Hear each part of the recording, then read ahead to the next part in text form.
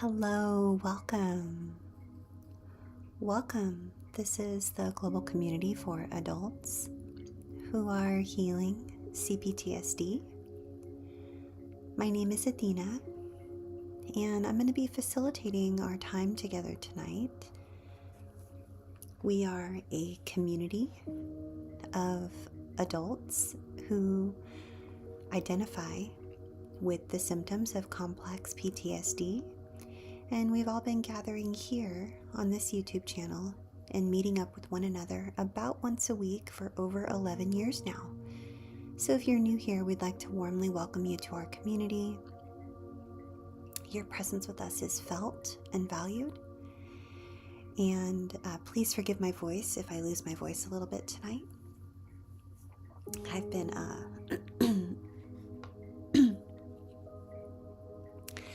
I've been battling for a few weeks now. Just feeling a little bit under the weather, but I'm feeling great. It's just that my voice is sort of fading in and fading out. So thank you so much for your presence here this evening. What we've been doing over the past few months now, well, I guess, let's see, how many months have we been doing Pete Walker's book? Maybe about 5 months? I think we're going on 5 months now.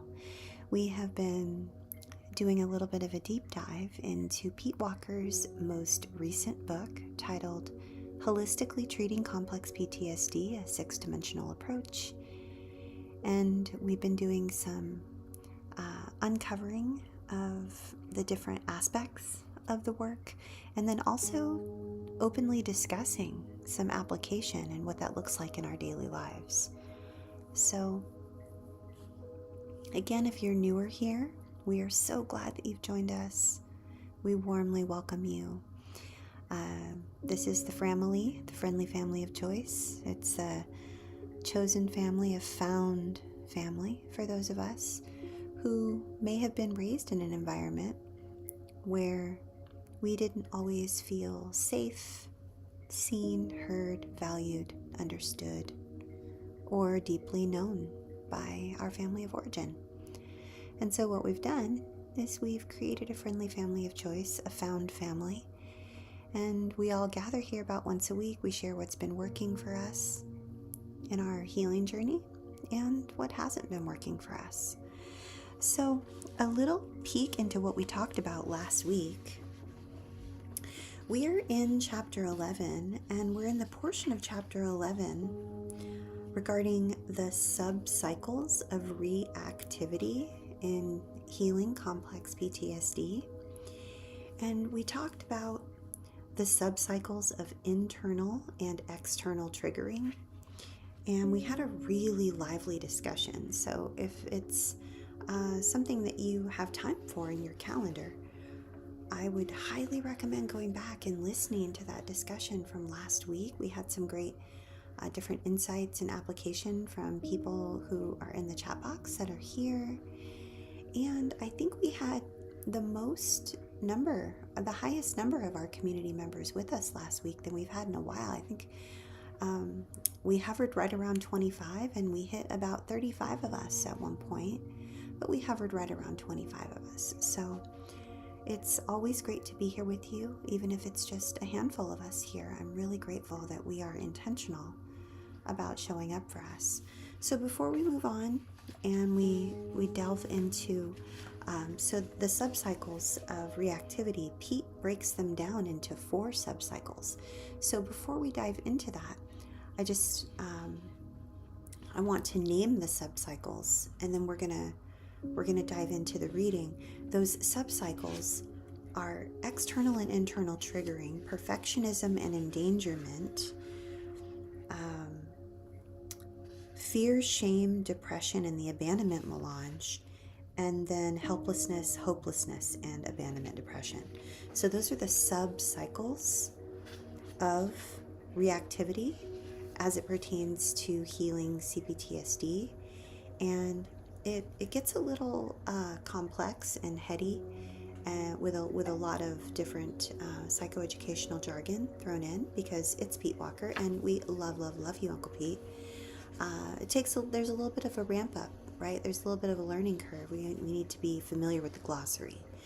So, subcycles of reactivity are an attempt, and a successful attempt actually, at Pete to sort of get inside what it is that causes us to go into the emotional flashbacks that we go into, and what they actually look like and feel like, how they present themselves externally and internally. So, for instance, externally, it can look like we are triggered by someone outside of us, and then internally we have this entire dialogue or narrative going on that may very well be a misunderstanding of what's going on externally, and it twists itself and filters it, and causes our insides to feel like we are in danger, and we are back in our earliest, most painful, long-lasting childhood trauma, when in all actuality it could just be a random Tuesday having lunch with our friends, but someone says something, or we smell something, or we hear something, or there's the touch of a fabric, or the taste of the coffee we're drinking, or something causes us to be completely and totally convinced that we are not safe, we do not belong, and we are not worthy of safety and belonging. So that is a subcycle of reactivity that we talked about last week. The one that we're going to talk about this week is exactly what I just described, but the way it manifests itself isn't through external and internal triggering, but rather it looks like perfectionism on the outside, but what it feels like on the inside is endangerment. And then next week, or possibly this week, I'm not sure if we're going to make it all the way through, but we're going to talk about how on the outside it looks like we might be experiencing some sort of depression, but on the inside it's tremendous fear, terror, shame, and it's the abandonment melange. And then the week after that, what it looks like on the outside is that we are just helpless and we can't do anything for ourselves. But what's going on the inside is hopelessness, and it's abandonment depression, right? And then we go on to talking about all of the different phases that we're experiencing internally and externally while we are participating in our own trauma recovery. So before we get too deep and in the weeds from all of this, because it really is a really in-depth discussion, I do want to say hi to everyone, and I do want to say a very special thank you to John Harvey and Ninja Taco for protecting our chat stream and always making sure that it's a safe place for everyone to come, feel seen, heard, valued, understood, known, cared for, held, accepted, like we belong. And we couldn't do that without you. And this YouTube channel is sponsored by the Foundation for Post-Traumatic Healing and Complex Trauma Research, also known as CPTSDfoundation.org. And it's specifically made possible by those of you who choose to participate in our daily recovery support calls, which are, some of them are recorded, some of them are not recorded. We have different programs going on 7 days a week, twice a day. And we have psychoeducation, we have different topics like managing grief, creating safety within ourselves, interpersonal relationships, polyvagal theory, glimmers. We also talk a lot about what it looks like and feels like to show up in relationship with ourselves and others when we are managing our CPTSD the very best we know how. And then on Saturdays we have trauma sensitive yoga. Sundays we have creative group, weekly creative group. We also have a healing book club, and that's led by Sabra. Many of you remember Sabra. She was here like 10 years ago. She's been with us for a really long time. So So there's a link in the description section, there's a link in the chat box, and I just want to say thank you. And before we get going too far in, I just want to say hello to everyone who's here. Hello to you, Jeffrey Sherman, Brave Vanessa. Hello to, I think that's Kitty. The names are weird on YouTube again this week, but I'm really trying to figure out who is who. So hello, Craig. Craig says hello, family. Hello to you. Hello, Candida. John Harvey, Ninja Taco.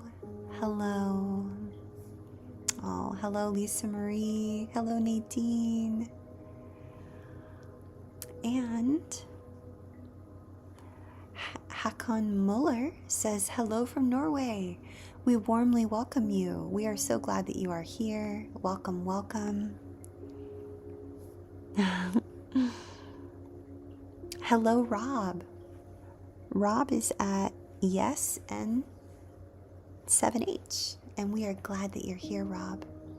I'm glad that you're here, Kitty. Really glad that all of you are here. Hello, Mimosa. I'm waving back at you. So grateful to see each and every one of you. So we are starting off at the top of page 367 this week.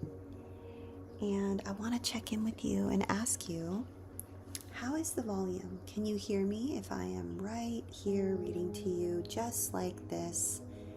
How is the background music volume? How is the volume of my voice? Want to make sure that you can hear me.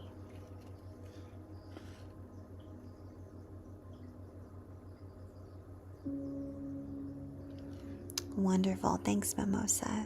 Thank you, Candida. Thank you, Brave Vanessa. Oh, by the way, thank you, Nadine.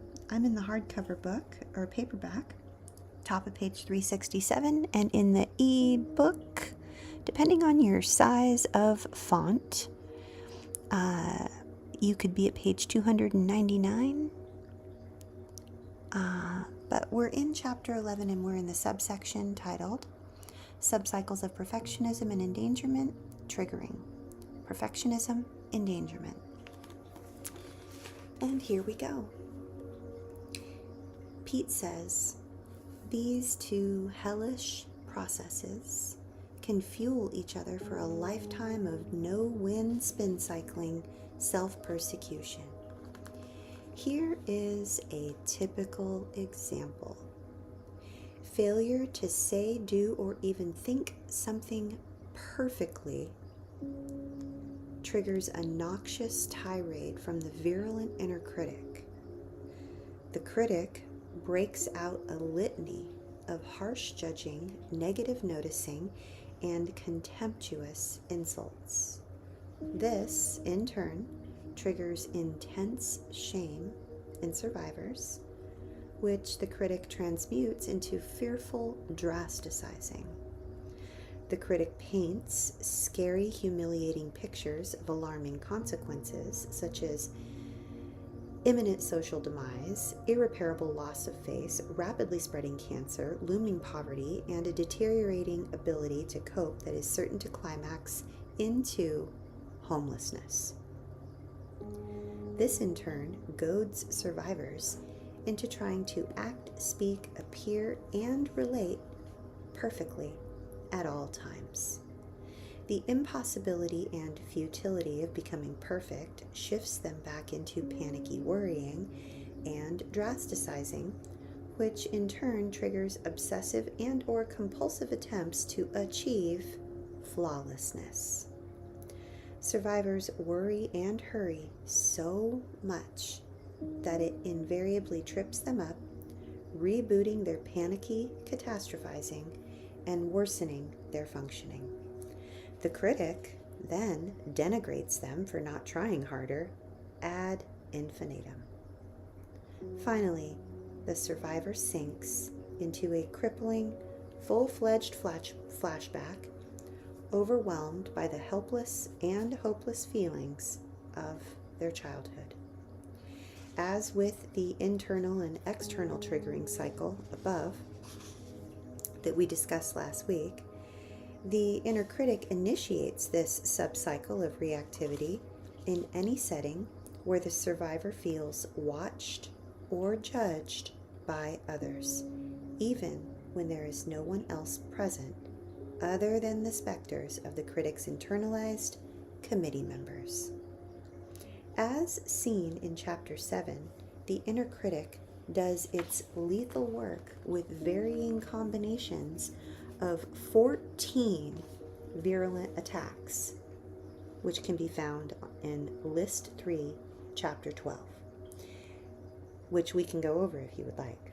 Even worse, the inner critic commonly co-opts survivors' creativity and develops an exhaustive and damning list of their faults, mistakes, and failings.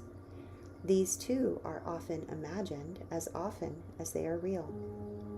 Any trivial misstep then triggers thoughts, feelings, and menacing visions of worthlessness and looming demise. Therapists and helpers can guide survivors to become more adept at rescuing themselves from this subcycle of flashbacks.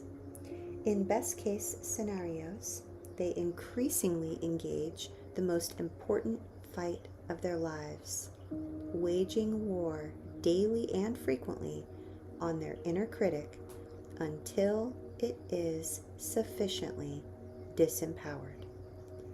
It is important to note here that this struggle to dethrone the critic from ruling and ruining their psyches is often lifetime work. However, with sufficient fervid practice, survivors can produce quite noticeable results in months. In the most traumatized individuals, significant results may take years. Now I'm going to pause, and I want you to know that mine has taken years, as Pete mentions here, where he says in the most traumatized individuals, significant results may take years. So I'm not saying that I am the most traumatized individual. Many of you are pretty familiar with my trauma narrative, but I will say that I have had significant results in silencing my inner critic by using the different tools that I've learned from not only Pete, but other people in the trauma space as well. Most notably would probably be some of Peter Levine's work in somatic experiencing, some of Stephen Porges's work referencing polyvagal theory and talking about window of tolerance, glimmers, glows, Deb Dana's work referencing polyvagal theory, also polyvagal theory as it relates to complex trauma in the modality of trauma-sensitive yoga and stretching and body movement that Dr. Ariel Schwartz has focused so deeply on, and Marshall Bircher's work on pause, acknowledge, observe, which he calls PAO, and acknowledge, legitimize, integrate, which is ALI. So I've been using a lot of these different techniques, and they're in my toolbox, and I've gotten to the point where I know when I need to grab my toolbox, and I know when I need to slow way, way, way, way down, which Pete mentions here in the beginning of the chapter. If I'm able to catch myself feeling rushed the way that Pete talks about here, then I'm able to slow down, and then that prompts me to do Marshall Bircher's pause, acknowledge, observe. Then I'm usually able to access Peter Levine's touch regulation, head cradle, and different body-centric work. And then I'm typically able to find ways to stimulate my vagus nerve, as referenced in Stephen Porges's work with polyvagal theory. Oftentimes, I do that with heart shelter, also known as a butterfly hug. And if I'm really, really, really able to slow down, I'm able to apply Deb Dana's work in polyvagal theory and notice glimmers and sometimes glows. Or I can move to a place of gentle stretching and looking into Dr. Ariel Schwartz's work in the way that she has woven polyvagal theory into trauma-sensitive yoga for the healing of complex trauma. And then ultimately, what ends up happening is I land back on Marshall Bircher's ALI, where I deeply acknowledge what it is that I have just experienced and what it is that I'm holding, and then I legitimize it, meaning that I glance at it intentionally, hold space for it. Sometimes this involves gentle holding of my body, rocking, speaking softly. Of course you're going through this. Of course this is how you're feeling. Of course your heart's beating out of your chest. Of course you're feeling panicked. It's understandable that you're feeling panicked. This feels scary. Those things feel like they're going to happen right now.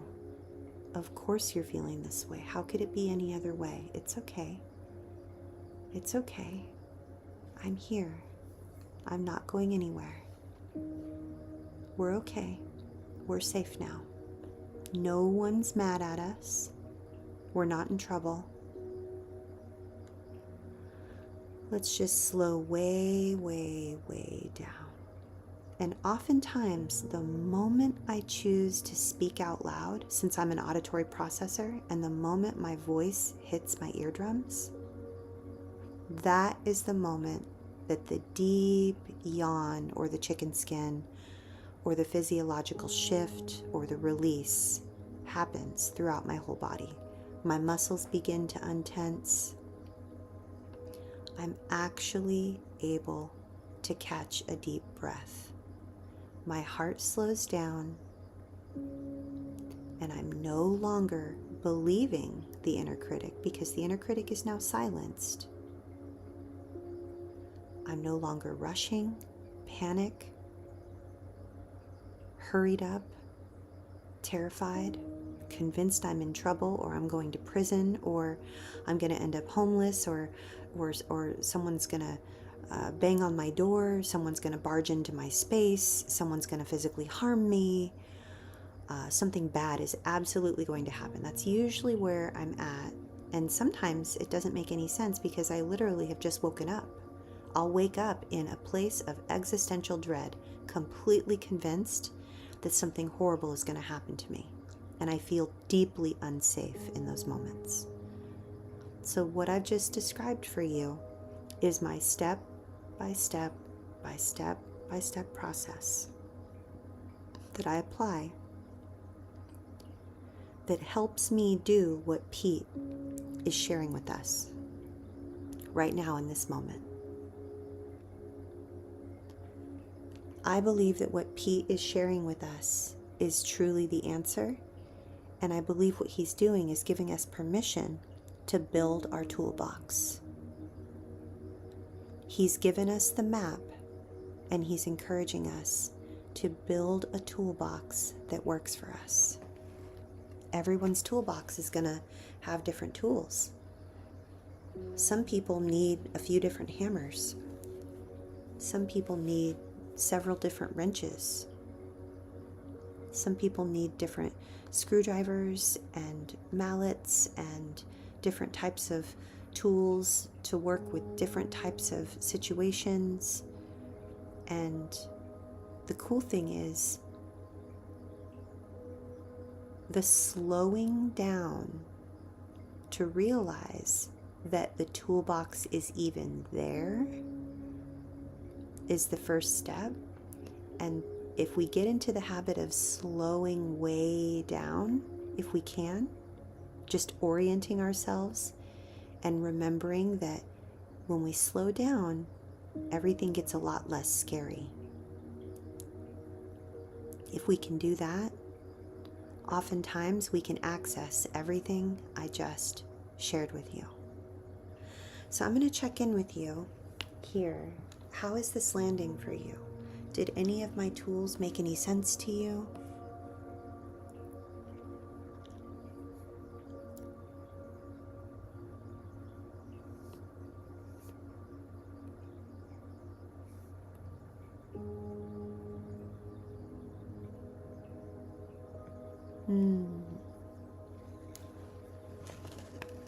Candida says, I had a friend watch me draw a picture and had commented on me erasing it over and over again, and she told me, just allow the lines to be drawn where they fall.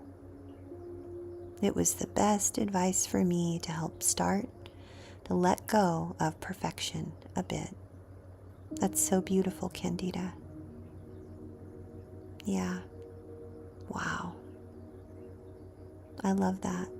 Kitty says, my inner critic might have been in the driver's seat lately. I feel sort of plagued by pessimism and negative thoughts. Oh, that breaks my heart, and I see you. Thank you, Candida. Thank you, Kitty, both of you for sharing.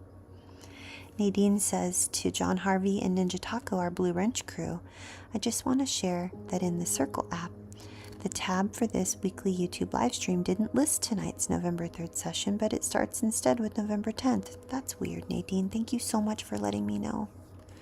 Thank you, thank you, thank you. That's so odd. I don't know about Circle. I'm feeling like Circle is causing more confusion than help, and I really had hoped that they would be a little bit more, like a great solution, but that's a whole nother discussion. Mimosa says, that reminds me of EFT tapping I used to do years ago. The universe loves and accepts me unconditionally. I love that. I love that. I love that.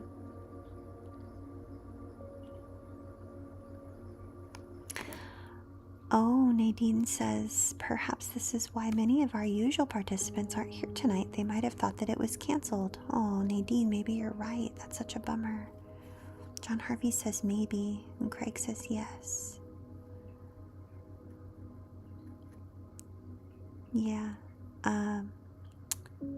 Hard RAB says the pause and observe by Marshall Ventures. Yeah, so I'm sorry I'm saying your name wrong. All the names are weird on YouTube this week again. So pause, acknowledge, observe, and acknowledge, legitimize, integrate have both been super, super life-changing for me. I hope that they're helpful. Kitty says the tools make a lot of sense. I just haven't had the capacity to do a whole lot for months. That's okay, Kitty. Trust your capacity. Trust your timing. It's okay. Just trust your process. There's no finish line and there's no pace that you need to keep with anyone. It's okay. Yeah. Nadine says, Athena, I can relate to that sequence involving perfectionism. For sure. Absolutely. Like, I have this whole part of me that is like really convinced when I wake up in an emotional flashback like that I need to hurry up and hurry up and hurry up and go and go and go and do, and that I got to do it right, and that someone's mad at us and that we're in trouble. And it's not until I can really just slow way down and apply all those tools that I'm able to come out of it, right? Yeah. Yeah. Thank you, Nadine. And thank you, Kitty. And thank you, everyone, for sharing. Ninja Taco says, ever had that moment where someone tells you they want to use your car and then and then poop on it the whole ride? verbally shit on it the whole ride. Yeah, I hear you. Like they just complain. Like, they want to borrow your car, but then they complain about your car the whole time. I've totally had that happen. Seriously, Ninja Taco. Like, seriously. It's just so ridiculous. So dumb. Thank you, Laura. Thank you so much, Laura. I know I said your name wrong earlier. I appreciate you. Aw, thanks, Nadine. So I'm going to back up. I'm going to back up now that we've talked about this, right? And I'm going to just check in with you and ask you if you feel safe sharing in the chat box. What is the way that, okay, so I'm gonna just riff for a couple seconds here. I'm gonna do my thing that I do where I make sense of something, and then you all share with me what makes sense to you, because this is where the magic happens, right here in these moments. This is how we've been healing together, side by side, week after week, month after month, year after year, for over 11 years. It's these moments. I feel it. So Pete gives us the map, and he says one of the subcycles is perfectionism, which causes us to feel as though we are in danger. So my version of this is I wake up in an emotional flashback with my heart beating out of my chest. Sometimes I'm covered in sweat, sometimes I'm not, but I'm absolutely frozen and terrified, and I don't know where I am. I don't know what day it is. I don't know what's happening, and I'm still thinking that I'm stuck in some sort of weird nightmare dream state. And then all of a sudden, the first thought that comes to mind is that I can't be in a place of feeling like I'm in this terrified place with my heart beating out of my chest, because I have to hurry up and get up and do something as quickly as possible, because if I don't, someone's going to be mad at us and we're going to be in trouble. I have to go and do and be, and I have to do it perfectly, because we are absolutely in trouble. Someone's mad at us, and we're probably going to get in trouble from, I don't know, the government, the FBI. We're going to end up in prison. We've done something completely illegal. Someone's after us. Someone's going to be at our door. Someone's going to invade our privacy. Someone's going to tell us that we've done something completely wrong. And I think this stems from childhood for me, because my dad was in and out of jail a lot. My mother was, she was really, and like my mom's side of the family was involved in criminal activity a lot. Lots of drugs and alcohol, lots of like drug houses, lots of police activity, lots of domestic violence. And so I wake up in a place of believing that I'm in the middle of like a domestic violence situation. The cops are going to bust in. I'm going to be either like ripped out of my bed and taken somewhere, or something horrible is going to happen. And so I move into a place like Pete is sharing here, that the first thought is I must be doing something wrong, because why else would my heart be beating out of my chest? I must have caused this. Maybe if I get up and go and do and be and be perfect and do everything right, maybe I won't feel like I'm in danger. That's the perfectionism endangerment subcycle that Pete is describing, and how it is manifested in my life. I get flung into an emotional flashback when I wake up in terror, because if you're in terror, you're not perfect. You should be calm and happy, because that is what people need you to be. They need you to be happy. They need you to be productive. They need you to look good, sound good, act good, and be good, so that bad things don't happen to you. Because if you look good, act good, be good, and are good, only good things will happen to you. If you're good enough, bad things won't happen. And the reason bad things happen to you, little Athena, is because you were probably bad. All these bad things that are happening are all your fault. Maybe you should be a good girl. And what do good girls do? That's right, they listen. What do good girls do? That's right, they get dressed and they do what they're told. And they hurry up and they do it fast.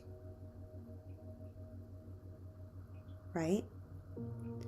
And so I'm in danger, convinced that it's my fault, so I try to be perfect so that I don't feel like I'm in danger. And I go looping back and forth, back and forth, back and forth, back and forth. That's my subcycle.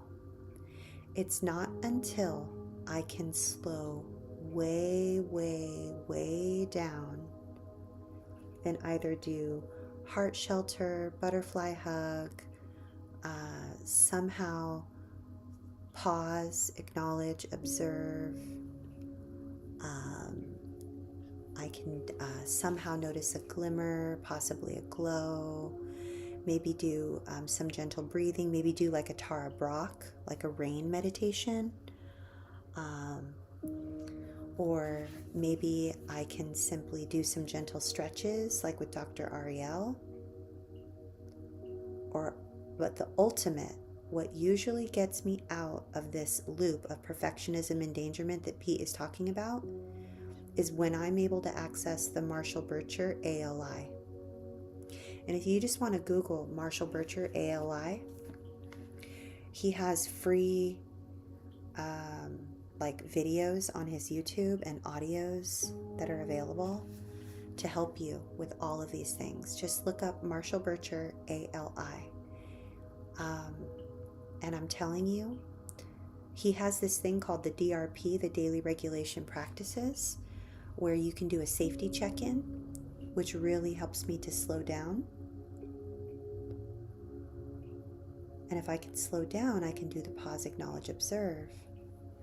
And then if I go slow enough, I can do all the things that I already mentioned with everybody else. And then I end up being able to do the ALI and talk gently and slowly to myself, and lovingly and tenderly, which usually brings about the yawn and the physiological shift and the deep breath, the slow breath that I have been needing, so that I can come out of the emotional flashback within minutes instead of hours, days, weeks, or months. Because I'm telling you right now, what I just described to you used to last hours, days, weeks, and months, and sometimes even years. And the game changed when I was able to slow down and start with the pause, acknowledge, observe. Do all the other tools that I mentioned and end up on the ALI. If you all are Lisa A. Romano fans, she has some free meditations on Insight Timer that are for creating safety, like inner child type safety and self-worth. And I am telling you, that was a game changer. That was a game changer for me.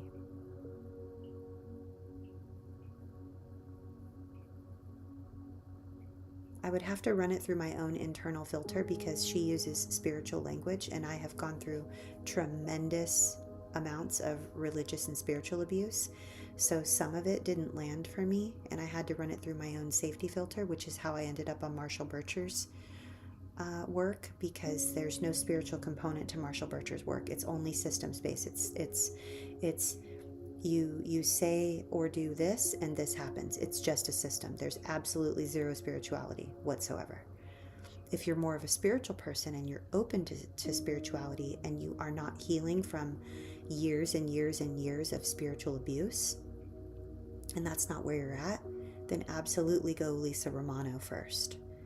And you'll end up with Dr. Ariel and Polly Vagel and Deb Dana and Peter Levine and using the map that Pete Walker gave us. Like you'll end up, but Marshall Bircher's work is systems based.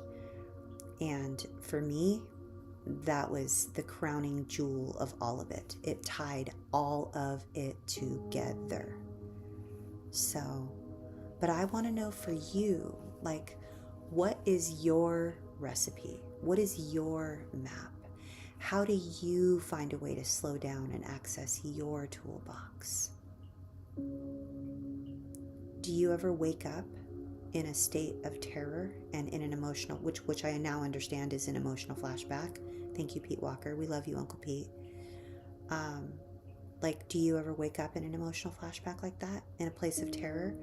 And does it ever lead you to fall into perfectionism, which is usually me in a very, very, very young place, believing that I can perfect my way through and feel better and just perfect my way to safety, which is just a total fucking trap. It never works, ever.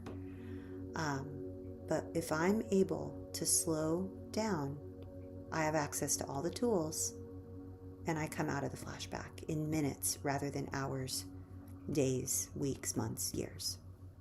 So what about you? I'm just going to check in with you all.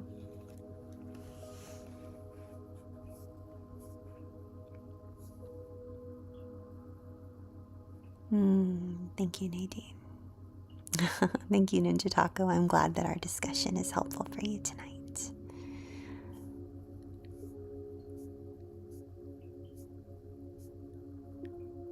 Rob says, does anyone know of an inpatient or a retreat that one can go to for grounding, learning a new framework?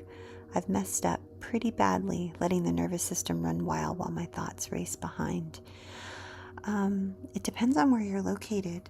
I do know that there are some retreat centers on the West Coast and on the East Coast. I don't know of a lot of them like in the Midwest or the South. But like, for instance, like Insight LA is a really good one.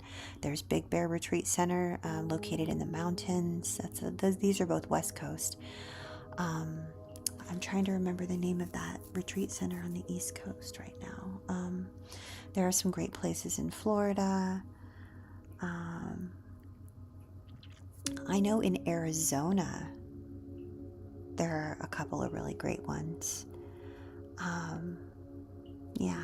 I'm trying to think of it right now, but I'll circle back for sure. Thank you, Laura. Jeffrey says, welcome, Laura.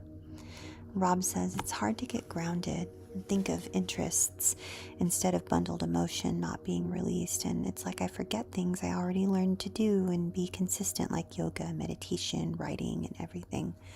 Oh, Rob, I see you. Yeah, I used to be able to access all the things, and then until one day I couldn't, and then I had to slow way down, and I had to find like a new normal, you know?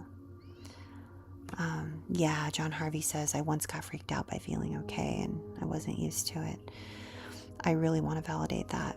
When safe doesn't feel safe, I really just want you to know that that is absolutely, completely, and totally understandable, and very, very, very, very, very CPTSD, for sure.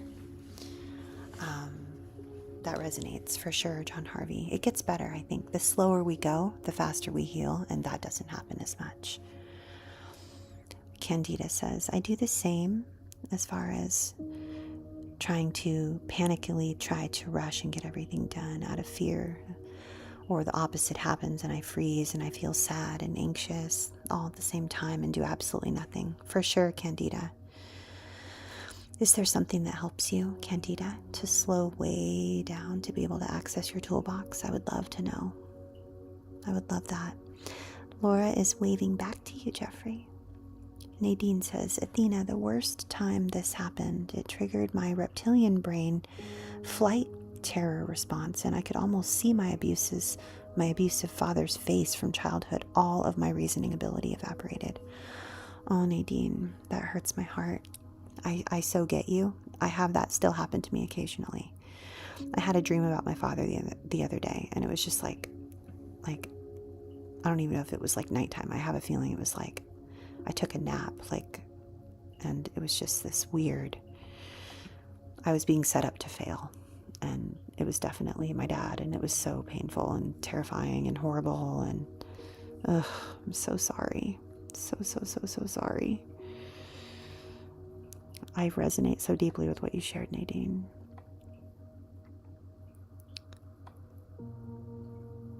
Yeah, Jeffrey says, I try to welcome everyone new that I see, but the names being changed is totally throwing me off. I know, same here, Jeffrey. I can't recognize any of the family, though I remember a few profile pictures and some names are similar. You and I are in the same boat, Jeffrey. Thank you. Oh, Jeffrey says, I rarely slow down. Oh, honey. please slow down. Please know that my hand is on my heart, and I just hope that you're able to slow down a little bit, because then the slower we go, the faster we heal, right? Yeah. Oh, John Harvey. John Harvey says, my slow is sleep. Yeah, I hear you. I hear you, John Harvey. Jeffrey says, I've woken up in terror before with my heart beating out of my chest. I hate it. I know, I hate it too. I hate it too, Jeffrey. Kitty says, I still can't tell. Sorry about that. I was going to have to cover our daily recovery support call tonight, but Oak is assisting so that I can be here with you all, and I'm so happy. But in 2 weeks, I have to end right at 7:45 p.m. Because I need to cover. So, Kitty says, I still can't tell how often I actually go into emotional flashbacks. I've gotten way too good at suffering in silence and hiding my symptoms from other people, so maybe everything happens internally. You know what, Kitty? I was in that exact same place for so long. I think it wasn't until I felt super, super, super valid in my experience in knowing that just because my own suffering in silence didn't look the same as everybody else's suffering, I felt like really validating my own process, which is what Marshall Berger teaches in ALI, by the way. That was when the magic happened. That was when the shift happened. That's why I said ALI was such a game changer for me, because I was, Kitty, exactly where you describe for years. I couldn't tell, like, is this a flashback or is this just my new norm? Like, this sucks. Life is hard. I hate this. Everybody else has it figured out. I'm just like a lame human who just, I can't human properly. I just can't adult. I can't human. I can't do anything. Like, everybody is safer in far away proximity, away from me, as far away as possible, because I'm just the worst.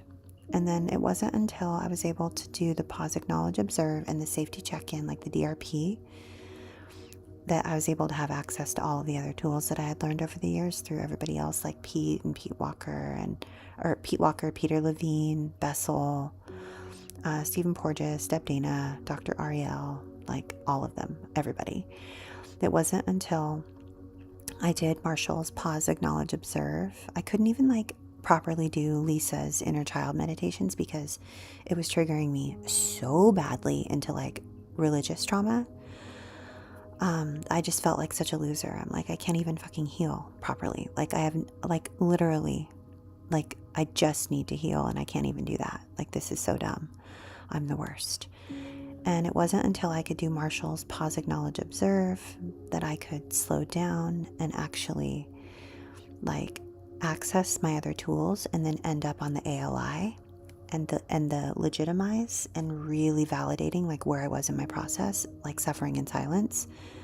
That became super, super, super valid. And I actually somehow felt it because I was able to like have a physiological shift. I was able to move from my sympathetic nervous system into my parasympathetic nervous system. I had like a physiological release, like a yawn, and I was able to like relax my shoulders. They were no longer up by my ears. And it was like, then I was more aware in that moment of my internal process. It was wild. So, yeah, I see you, Kitty. I get it. Seriously. Lisa says, I wake up not knowing who or what I am in the middle of the night. I usually fumble on my phone and start messaging people that I feel safe with, but often they are sleeping and not available. Just my blankets and spirit. Oh, Lisa, I see you. I just want you to know you're not alone. I've shifted to doing anything like that to like, I turn on my Insight Timer app and I have this one particular sound that causes me to be able to breathe. Like the one we're listening to right now is one that I go to in the middle of the night It's 60 minutes long, so I usually fall asleep in the middle of it, and then I'm okay. Because this sound right here, this music, this helps me feel safe. It reminds me of the times that we're all here together. It helps so much. So what I'm going to do right now is I'm going to get the link for this, and I'm going to put it in the chat box for anyone else that wants to wake up in the middle of the night and have this. There you go. I hope that's helpful. Ninja Taco says, I put on a helpful anti-abuse video and colored after some triggering stuff that came out of nowhere. Coloring on GIMP calmed my hypervigilance. That's amazing, Ninja Taco. I love all the creations that you make on GIMP, by the way. You usually will share them on social, and I love it when you share them. I'm really, really, really grateful when you share them.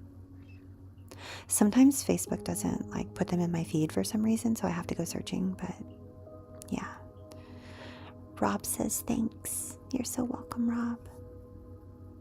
You're so very welcome.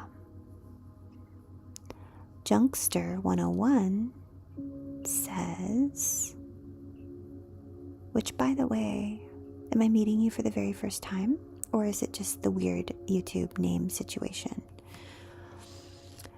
Junkster 101 says, throughout the day, whatever amount of time feels right, I do deep breathing because I have chronic pain in my nervous system.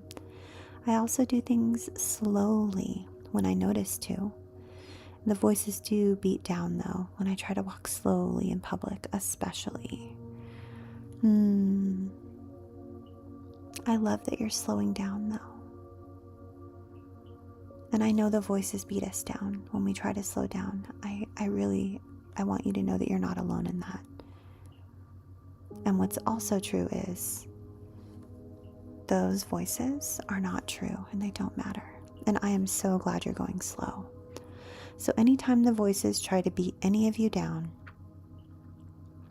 when you're trying to go slower, I hope my voice or someone's voice telling you that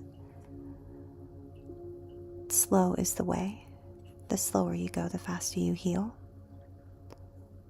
Slow is welcome here. Slow is sacred. Or if you're a Beastie Boys fan like me, you can remember the lyrics. Slow and low, that is the tempo. You're welcome. Kitty says, as for my main tools, I meditate and go outside every day for a walk.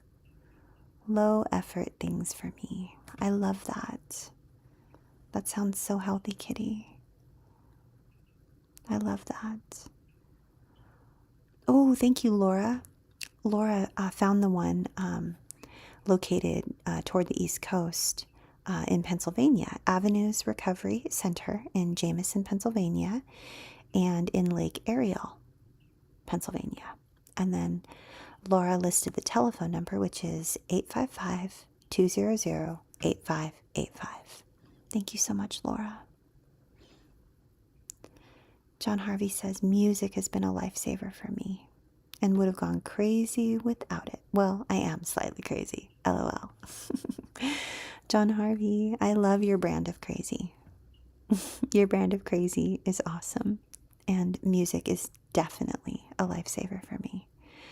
I'm an auditory processor, and I am alive today because of music and books and comedy. For sure. Music, books, and comedy are the reason I'm alive today. For sure. Lisa says, when did the shift happen for you, Athena? Yes.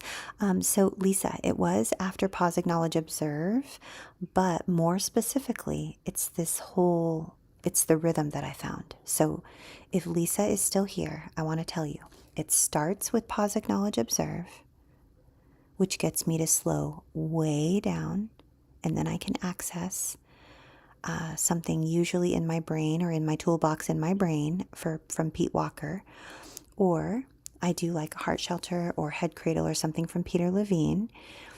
Then I shift into something like polyvagal, like with Deb Dana, sort of like something maybe glimmers or glows if I happen to be able to make it to like have coffee and like find something beautiful or calm, grounded, neutral, or better.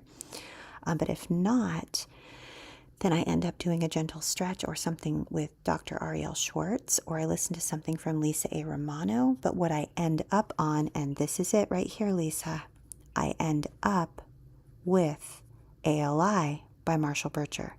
And as soon as I do ALI, like acknowledge what it is that I'm going through, legitimize, which is basically like, of course I'm feeling this way. Like, how could I not be feeling this way? It makes so much sense that I'm feeling this way. I want every part of me to know that however I'm feeling right now is allowed to take up as much space as possible, because it makes so much sense that we're feeling this way.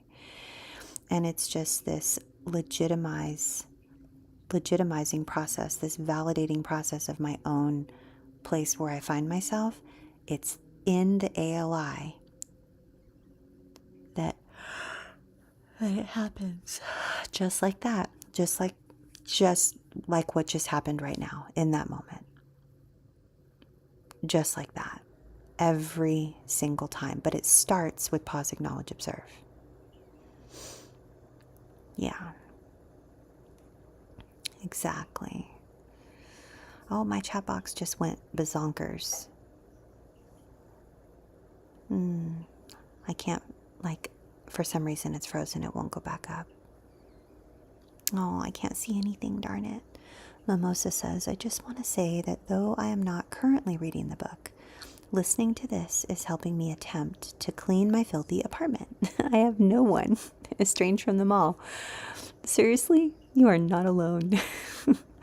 I'm so grateful to know that listening here is helpful for you, Mimosa. We see you, we get you, we got you, we are you. I'm talking about me.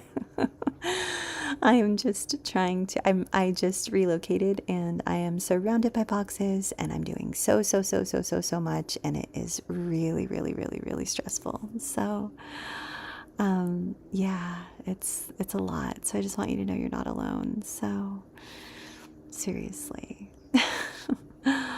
Lisa says, got it. It starts with PAO or Heart Shelter meditation with Peter Levine, and then Deb Dana work or trauma yoga, and then ALI. Acknowledge, legitimize, integrate. And Lisa says, I believe you because I felt a shift when we acknowledged here. Right? Wild. So wild. It happens every single time.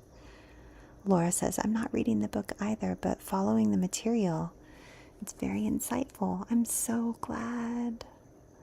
Oh, you're so welcome, Junkster. We're so glad you're here. We've all been showing up here together about once a week for over 11 years. We have drop-ins, drop-outs, people who come back after being gone for years, and they're always glad that we're still around. And this YouTube channel is sponsored by the Foundation for Post-Traumatic Healing and Complex Trauma Research, which is in the pinned comment and in the description section of the video, and I will try to get the link. But I feel like in January there's going to be a lot of changes with the foundation because Circle has been causing a lot of confusion, and I'm not sure if we're going to stay on Circle or not. So, but I want to make sure that everyone has the most effortless and elegant user experience possible at the foundation, because the Foundation for Post-Traumatic Healing and Complex Trauma Research that provides all the programs for all the people, trauma-sensitive yoga and weekly creative group and weekly healing book club and daily recovery support and, twice a day, every day. Like, we absolutely, and I can only speak for myself and just every single one of the humans that is amazing and volunteers with our organization. We do so much to try to make sure that everyone's user experience is elegant and effortless, and it's not triggering. Because when we're on technology and something doesn't work, we automatically, because of our complex trauma, we go, oh no, I'm doing it wrong. It's my fault that my technology isn't working. And then we get flung into a shame spiral, which puts us into an emotional flashback, which ends us back in the place of like where we are, because we're like, oh, I can't go to the foundation and be involved in their programs because every time I try, the technology doesn't work, and it flings me into a shame spiral, which puts me in an emotional flashback. And it's just a crazy feedback loop. Similar, full circle moment here, similar to the subcycles of activation that Pete Walker talks about, like last week's subcycle, which is external and internal triggering, and this week's subcycle, which is perfectionism and endangerment. And then next week's subcycle is fear, shame, and depression in the abandonment melange. So, yeah, it's just a lot. And then the week after that, we will be discussing the fourth subcycle, which is helplessness and hopelessness in the abandonment depression. So there are 4 subcycles. So I just want you to know that wherever you find yourself in this healing, you are not alone. And we are so glad you're here. And thank you all for your presence. Thank you for being here with us. Oh, thank you for wishing me happy happy unpacking and relocating. I appreciate it so much. Oh, thank you, Laura. Laura says $9.99 is cheap. Thank you. $9.99 is the peer support chat group. So it's just a chat box similar to how you're in right now, like in a chat box only. And it's not necessarily like videos and audios and all of that. But there's a daily encouraging text, and then there's also like a weekly creative group, there's yoga, there's all of the things. And what we're trying to do in January is simplify everything and have it be like all inclusive, like across the board. But it costs a lot for us to keep all of the software and all of the platforms and private servers and VPNs and all of the things. So we're doing the best we can. We're trying to make it even more accessible than it is now. So yeah, there are video chats if you pay more. You click on the programs and you look around, there are different options, and the videos are on daily recovery support, and then also on trauma sensitive yoga and on weekly creative group. So those are the ones that have videos. Weekly creative group and trauma sensitive yoga and daily recovery support. Those are the 3 that have videos. And interestingly, not everything has videos, because for some people, video is triggering. They really don't like it. And I got told that by our community members several years ago, like 6 or 7 years ago. So I wanted to make sure that we created something that did not include videos so that it wasn't being exclusionary. Like, I didn't want to exclude anyone. So we're all about diversity, equity, and inclusion. So, but yeah, gosh, this has been so beautiful. So grateful I got to spend time with you all tonight. So if I don't see you over there, that's okay. I'll be back here next Monday and every Monday, 7 p.m. Eastern. And in the meantime, please be extra kind and patient and gentle with yourselves, because you're worth it. And I look forward to seeing you soon. Good night, everyone. And a special thank you to our Blue Wrench crew. I appreciate you so much. Bye, everybody.